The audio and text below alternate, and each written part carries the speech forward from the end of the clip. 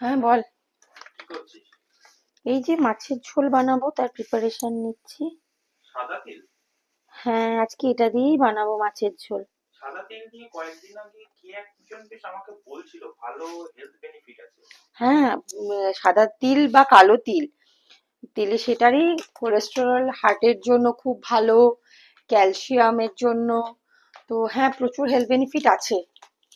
দেখিস না, আসামিজ রান্না প্রচুর সিসেমি সিডস দিয়ে হয়। তো আমিও তো করি মাঝে মাঝে। এর আগে তো আসামিজ একটা রান্না ব্ল্যাক সিসেমে দিয়ে করেছিলাম, কালো তিল। Fish curry. ফিশ কারি, হ্যাঁ। তো আজকে বানাচ্ছি, বাট এটা হোয়াইট সিসেমে সিডস দিয়ে। ঠিক আছে। দেখা যাক কেমন হয়।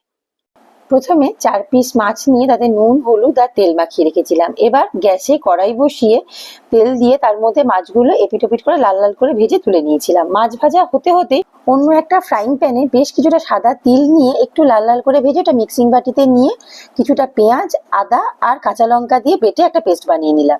এবার মাছ ভাজাগুলো তুলে নিয়ে তেলের মধ্যে নুন হলুদ দিয়ে ডুমো ডুমো করে কেটে রাখা আলুগুলো ভেজে তুলে রাখলাম।